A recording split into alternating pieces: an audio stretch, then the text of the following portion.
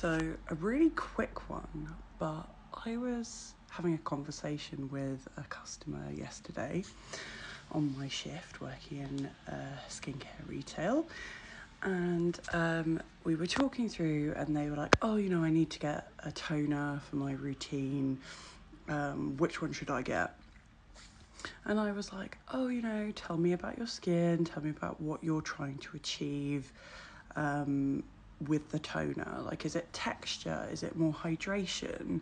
And they were like, oh, I never really thought about it like that. I just always just cleanse, tone, moisturize, because that's just what I thought I had to do.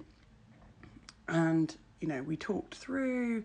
Turns out they had another product that they didn't really kind of categorize as a toner in their routine already, and it had salicylic acid in, and one of the things that they were really trying to focus on was managing breakouts. And I was like, well, instead of using it like a toner, just dip a cotton bud Q-tip in, and you can just use it maybe a few times a week if you get a blemish. But really what they were dealing with was hyperpigmentation from old breakouts. And turned out they weren't using sunscreen, and they just wanted to keep it really focused and simple because they sort of struggled to keep to a routine.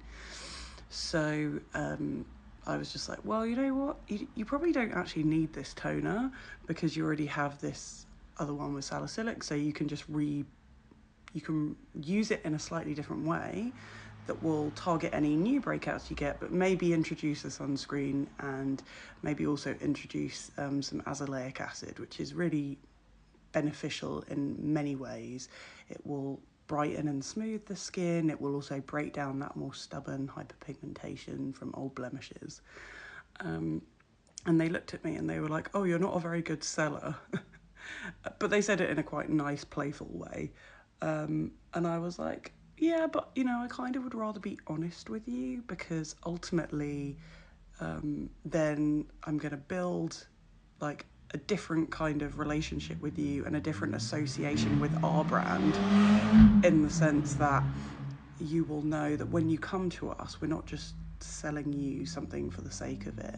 You're actually coming to us and getting genuine advice, and you will see a difference in your skin if you stick to this routine for the next month or so. You will start to see improvements. I guarantee it. Like, maybe that was a bit bold to say guarantee, but like, I have used myself as a test case example, and I've got a few other sort of regular people that I advise in skincare in my retail job, and 3-6 months down the line, I've had some lovely feedback from them via Google reviews or in person saying, do you know what, I really kind of stripped back all the products that I thought I needed but didn't, and just focused on some of the recommendations you gave, and it's really made a difference. And for me, that is actually kind of why that's my why for doing this sort of work, because I struggled with my skin for years. I was using so many things. I was probably spending so much money and not getting the result that I wanted. And then I went to see a dermatologist. I saved up for it. It was very expensive, but I still stand by it as one of the best investments in my skin that I've ever done, and just generally in myself, because it's not just about your skin, it's about how you go out in the world. If you feel good in your body, like you just act differently. You feel like less encumbered by like insecurities and things like that. So anyway, a bit of a tangent, but anyway, I think it's really important to just give people honest advice. And I know it's different for me. I don't work on commission.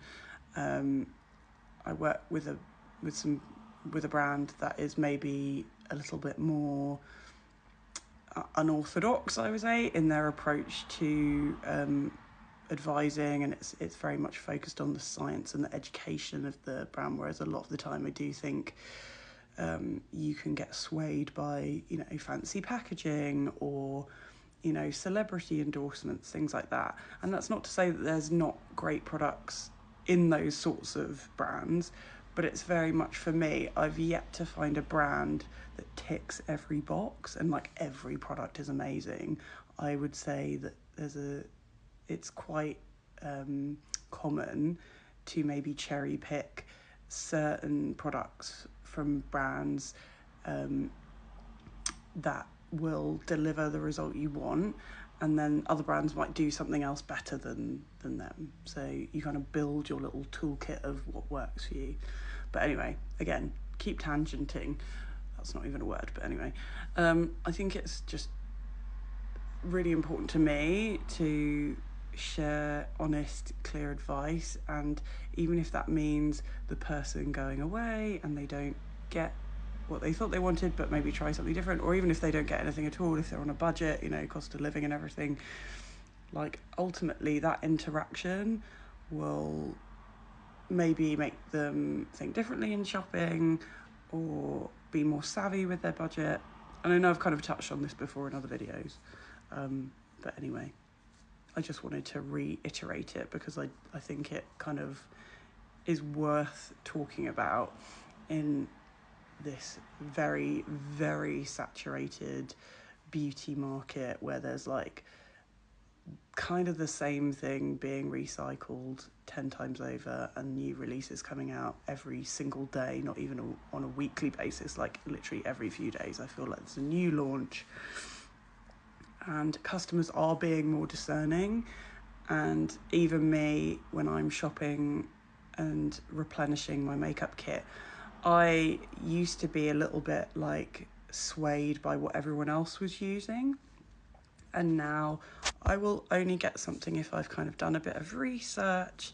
I've gone in, I've maybe patch tested the product a few times, maybe sought out some further recommendations from people who I look up to as mentors in the industry, so that I'm actually really making the right investment. And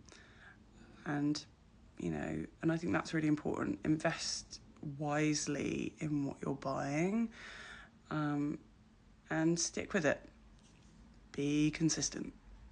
Okay, that's my little rant for the day. Enjoy.